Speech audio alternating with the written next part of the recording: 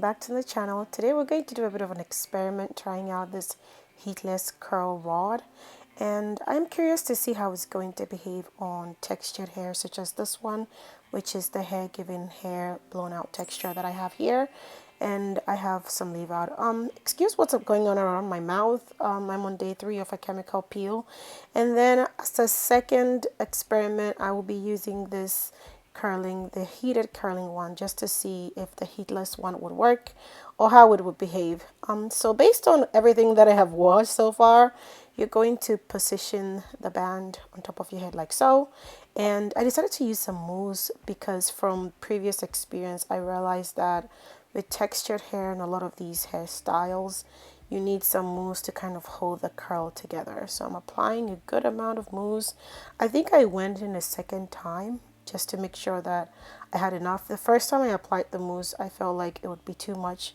And then once you position the heatless rod, you start to do like a 2-strand twist around it. You want it to be tight. That's something that I realized.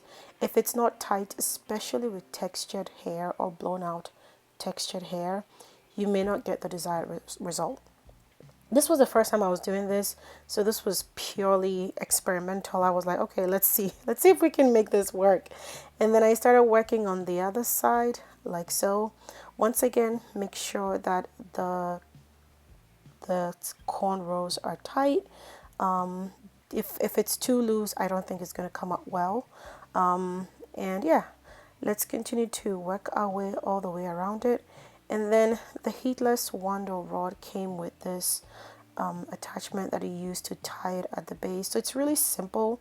Just make sure that you attach it in the middle of the hair if you're doing a middle part or a side part, and then now wrap this hair tie around it. Everything came together, so I'm just using the wrap around it like so. And then from here I added a bit more mousse. I actually ended up retwisting it because I noticed that it wasn't as tight as I expected it. So yeah, I feel like from the tutorials that I had seen, if it's not tight, you don't get those results, or you don't get perfect curls, quote unquote. So I went back, I released it, and then just redid it. Okay, so I don't know why I was struggling to get this on, but yeah, that was a bit of a struggle. I didn't even realize that. But now this is what the back looks like, and I'm going to twist it around like so. And I think I ended up using some pins, and then I went to bed. Now let us hope and pray that it's going to work out. The next morning I was going to work, so I was like, Lord, please let it work out. If not, I'm going to be late. But you know what? It was time. Okay, I also ended up putting some gel on my edges. And then, okay, the moment of truth. I was a bit scared because if it didn't work out, I would have had to go to work in like 10 minutes. I was running late. But let's see how it turned out.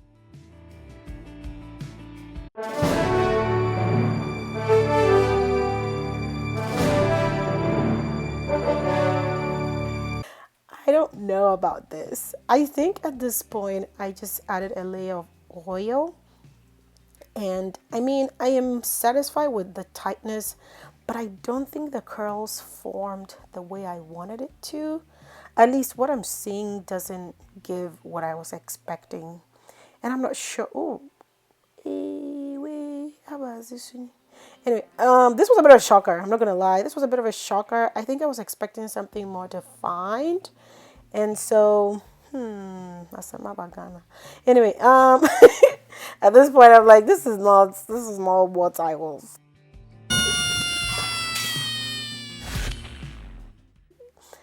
But I had to go to work, so I ended up pinning it in the back. And if you have suggestions on what I could have done better, let me know in the comments, because to the best of my knowledge, the mousse is what should have done the trick. So I don't know whether it was the way I did it, but okay, we'll try again tomorrow. Now today, I am actually going to use these flexi rods, and I am actually going to apply some heat to the hair, because this is actually how I usually get the kind of curls that I want.